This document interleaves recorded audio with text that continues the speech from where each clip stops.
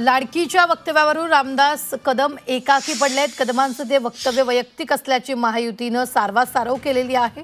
लाडकीवरून विधिमंडळात विरोधकांनी सरकारला सवाल देखील केले। लाडकी बहीण योजना सुरू राहणार असल्याची सरकारची ग्वाही आहे। तर लाडकी बहीण योजना बंद केली तर 10 योजना सुरू करता येतील या रामदास कदमांच्या वक्तव्यानं वाद निर्माण झालाय।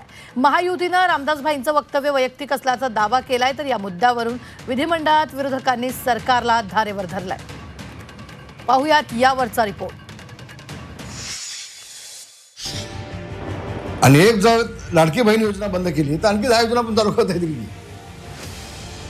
सगळी सोंग करता येतात पण पैशाचं सोंग करता येत नाही।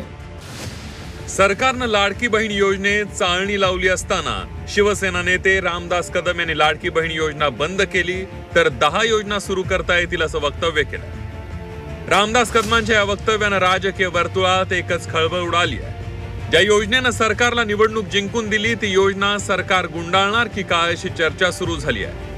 निवडणुकीपुरतीच ही योजना होती का असा सवाल विरोधकांनी उपस्थित केला।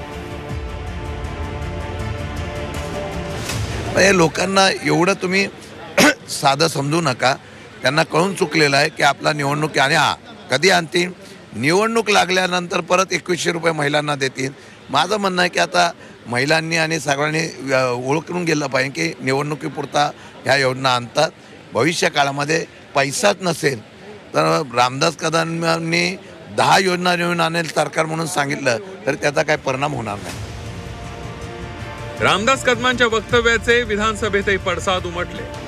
विधानसभेत राष्ट्रवादी शरद पवार पक्षाचे आमदार रोहित पवार यांनी लाडकी बहीण योजनेचा निधी 1500 रुपयांवरून 2100 रुपये कधी करणार असा सवाल उपस्थित केला। इलेक्शनच्या काळामध्ये तुम्ही शब्द दिला होता, तुम्ही विविध ठिकाणी बोलला होता की 1500 रुपयाचा आम्ही 2100 रुपये हे आमच्या माता भगिनींना तिथं तुम्ही या योजनेच्या माध्यमातून पॉइंटेड उत्तर आम्हाला असावं, तुम्ही ते 2100 रुपये या अधिवेशनामध्ये करणार आहात का करणार नाही असं उत्तर त्या ठिकाणी तुम्ही तिथं द्यावं। लाडकी बहीण योजनेला चाळणी लावल्यानंतर या योजनेत नेमके किती लाभार्थी राहिले आहेत असा सवाल शिवसेना उद्धव बाळासाहेब ठाकरे पक्षानं उपस्थित केला। एवढंच नव्हे तर निवडणूक प्रचारातल्या 2100 रुपयांच्या आश्वासनाचं काय झालं असा प्रश्नही विचारलाय।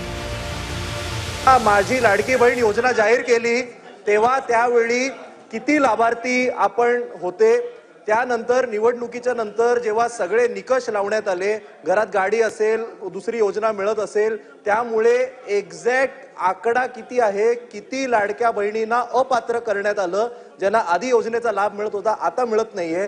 आणि तिसरा स्पेसिफिक प्रश्न, सरकारने सांगितल्याप्रमाणे महायुतीच्या वचननामात असल्याप्रमाणे मंत्री महोदयांनी कृपया आम्हाला सांगावं की लाडक्या बहीण योजनेचे 2100 रुपये आपण देणार की नाही, येस ऑर नो। सरकारनं लाडकी बहीण योजनेच्या लाभार्थ्यांची संख्या निवडणुकीनंतर वाढल्याचा दावा केला। निवडणुकीआधी 2,33,00,000 होती, तीच आता 2,47,00,000 झाल्याचं आदिती तटकरेंनी सांगितलंय। ही योजना बंद होणार नसल्याचंही सरकारनं म्हटलंय। 2100 रुपयांबाबतचा निर्णय योग्य वेळी घेतला जाईल असंही त्या म्हणाल्या। जो आता आपण लाभ वितरित केला त्याची संख्या ही साधारणपणे 2,47,00,000 पेक्षा आहे।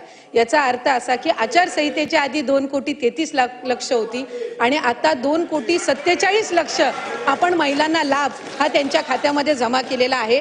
आणि 2100च्या संदर्भातला जो निर्णय आहे, महायुतीच्या सरकारने ही महत्त्वाकांक्षी योजना आणलेली आहे आणि महिलांना 1500चा लाभ वितरित करणारे महायुतीचं सरकार हे एकमेव सरकार आहे। त्याच्यामुळे त्यांच्या आयुष्यामध्ये हा जो आनंद आहे हा अशाच पद्धतीने ही योजना राहणार आहे। आणि 2100च्या संदर्भातला योग्य तो निर्णय आमचे मुख्यमंत्री देवेंद्र फडणवीस साहेब आणि दोन्ही उपमुख्यमंत्री योग्य वेळी घेतील। लाडक्या बहिणींची फसवणूक होणार नाही ही दक्षता निश्चितपणाने महायुतीचं सरकार घेईल। सरकारनं योजना बंद होणार नसल्याचं सांगून लाभार्थी महिलांना मोठा दिलासा दिला। रामदास कदम यांनी योजनेबाबत केलेलं वक्तव्य वैयक्तिक असल्याचं सांगून टाकलं। लाडकी बहीण योजना ही एकनाथ शिंदे साहेबांचा ड्रीम प्रोजेक्ट आहे आणि त्यांच्या मुळेच आज राज्यामध्ये आपल्याला एवढं प्रचंड मोठं महायुतीला यश पाहायला मिळते। आणि त्याच्यामुळे एखादं आपण योजना जाहीर करायची आणि आपला मतलब झाला की बंद करायची, हे काही म्हणजे सरकारला किंवा आमच्या राज्यकर्त्याला शोभणारं नाही आहे आणि मला खात्री आहे की ही योजना बंद होणार नाही। लाडकी बहीण योजनेबाबत महायुतीतील नेते परस्पर विरोधी वक्तव्य करून संभ्रम निर्माण करतात.